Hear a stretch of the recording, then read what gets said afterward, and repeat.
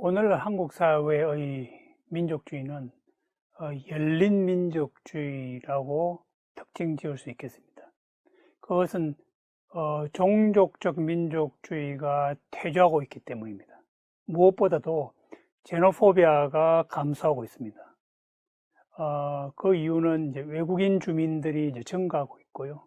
또 국제 결혼이 확산되고 있습니다. 과거 국제 결혼에 대한 반대 인식이 옛날에는 강했는데요. 오늘날에는 그러한 인식이 점점 줄어들어서 2011년도 여가부 설문조사에 의하면 국제 결혼을 반대하는 국민들의 여론이 9%에 불과하다는 것을 알 수 있고요. 또 외국인 노동자도 점차 늘어나고 있습니다. 그래서 전 세계에서 코리안 드림을 실현하기 위해서 한국으로 많은 외국인 노동자들이 들어오고 있는데요. 오늘날 점점 그들의 입국이라든지 체류 허가가 확대됨으로 해서 한국 사회에 많은 외국인 노동자가 존재하고 있습니다. 히딩크는 네덜란드 출신으로서 월드컵 당시 한국 축구 대표팀 감독을 맡았는데요. 월드컵에서 한국 대표팀이 4강에 진출하게 되면서 히딩크가 일약 한국 사회의 영웅이 되었습니다. 그래서 그 결과 서울의 명예 서울 시민이 되었는데요. 명예 서울 시민은 예전부터 많이 있었죠. 그렇지만 히딩크는 최초로 외국인으로서 서울 시민이 된 그런 기록을 가지고 있습니다. 이러한 분위기 속에서 2012년도 총선에서는 필리핀 출신의 이주민인 자스민이 최초의 외국인 국회의원으로 당선되기도 했습니다. 이러한 여러 가지 일들이 바로 한국에서의 종족적 민족주의가 퇴조하고 있다는 것을 보여주는 대표적인 사례들이고요. 또한 한국 사회가 오늘날 점차 국제화되고 있습니다. 그래서 경제가 개방되고 있고요. 또 많은 사람들이 또 해외로 비즈니스를 목적으로 또 해외여행, 유학 목적으로 해외를 나가고 있습니다. 그리고 그 과정 속에서 많은 외국 문화가 한국 사회에 수용되고 있는데요. 한국 시내 거리에 가게 되면 수많은 외국인 음식점들, 그리고 외국의 예술 작품들, 그리고 일반 생활에 사용되는 수입품들이 절비하게 있습니다. 이러한 것들은 한국 사회가 점차 이제 국제화되고 있다는 것을 보여주고 있고요. 수입품이 점차 대중화되고 있는 그 이유는 물론 경제적인 자유화, 그리고 FTA로 인해서 해외의 경제 수입품들이 자유롭게 들어온 그 이유도 있지만 무엇보다도 민족주의적인 소비가 감소하고 있다는 것이죠. 과거에는 해외 수입품을 사용하게 되면 일종의 경제적인 배신자라는 그러한 인식이 있었습니다만은 오늘날에는 그러한 민족주의적인 소비 인식이 약화되고 있고요. 그래서 수입 자동차를 구입하는 사람들은 일종의 민족적 개념을 보는 것이 아니라 일반 소비자로서 누려야 될 정당한 자유와 권리를 행사하고 있다라고 다들 인식을 하고 있습니다. 수입차 비중을 보여주고 있는 이 그림을 보시게 되면요. 한국에 지금 등록된 자동차 중에서 수입차의 비중이 매년 늘어나고 있다는 것을 잘 알 수 있습니다. 2016년도에는 약 1,389만 대가 국산차였고요. 수입차는 133만 대로서 약 8.8% 정도의 비중이었는데요. 2017년도에는 국산차가 1,425만 대, 그리고 수입차가 155만 대로서 9.8%로 늘어났습니다. 1년 사이에 1%가 늘어난 것이죠. 2018년도에는 국산차가 1,451만 대, 그리고 수입차가 179만 대로 크게 늘어나서 비중이 11%로 늘어났습니다. 이처럼 2016년에서 2018년까지만 보더라도 매년 1% 이상씩 수입차 비중이 늘어나고 있는 것을 잘 알 수 있습니다. 오늘날 한국 사회는 더 이상 순혈 종족이 아니라 다문화 사회가 되어가고 있다는 것을 알 수 있는데요. 외국인 이주민의 증가세를 보게 되면 2015년도에 약 170만 명의 외국인이 국내에 거주하고 있습니다.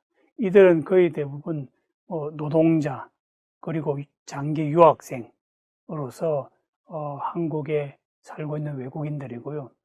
여기에 더불어서 국제결혼을 통해서 외국인들이 한국으로 이주하고 있습니다. 1990년도에는 국내 결혼 중에서 국제결혼이 1.2%에 불과했는데 2015년도에는 10%로 크게 늘어났습니다. 특히 농촌 지역에는 이러한 외국인과의 국제결혼 비중이 높아서 다문화 추세가 크게 늘어나고 있다라고 할 수 있고요. 이러한 현상으로 인해서 한국 사회에서 다문화주의라고 하는 그런 현상이 크게 확산되고 있는데요. 학교에서 외국인과 함께 더불어 살 수 있는 그러한 인식을 강조하는 교육들을 하고 있고요. 방송 프로그램에서 외국인들이 많이 참여하는 프로그램들이 많이 제작되고 있고 포스터나 캠페인을 통해서 다문화주의가 확산되고 있습니다. 그리고 중앙정부와 지자체에서도 많은 다문화 정책을 펼치고 있는데요. 한국어를 가르치고 한국의 요리 그리고 한국에서 취업이 용이할 수 있도록 필요한 교육들을 하는 그런 정책들을 하고 있습니다. 이 그림은 현재 한국에 살고 있는 외국인 주민에 대한 통계인데요. 주민 수를 보게 되면 2006년도에 약 53만 명의 외국인이 있었습니다만은 그 이후 해마다 늘어나서 2015년도에는 약 175만 명으로 약 10년 사이에 한 3배 정도로 외국인 주민이 크게 늘어났다는 사실을 알 수 있고요. 이러한 외국인 주민들의 출신 국가를 살펴보게 되면 중국이 가장 많습니다. 그래서 중국이 약 절반 정도를 차지하고 있는데 그 중에서도 한국계 중국인, 그러니까 우리가 흔히 조선족이라고 부르는 중국 동포가 약 40%, 그리고 한족 출신의 중국인이 약 15%를 차지하고 있고요. 그 이외의 나머지 국가들 중에는 동남아 출신 이주민들이 많이 있는 것을 알 수 있습니다. 그래서 베트남이 약 11%, 필리핀이 4%, 캄보디아, 인도네시아, 태국이 한 2% 정도를 차지하고 있습니다. 그래서 이러한 동남아 출신의 이주민들은 주로 국제 결혼을 통해서 한국으로 많이 이주해 오고 있고요. 동남아 국가 중에서 한국과 유사한 유교 문화권인 베트남 출신의 이주민들이 특별히 많다라는 것을 이 그림을 통해서 알 수 있겠습니다. 한국 사회에서 아마 이주민은 갈수록 더 필요할 것이라고 보는데요. 그 이유는 무엇보다도 1950년, 60년대 태어난 베이비붐 세대가 이제 고령화되고 있고요. 2026년도가 되면 한국 사회는 이제 초고령화 될 것으로 예상되고 있습니다. 그 말은 결국은 65세 이상 인구가 23%, 즉 인구 4명 중에 1명이 초고령화되는 그 사회가 조만간 도래하게 될 것이고요.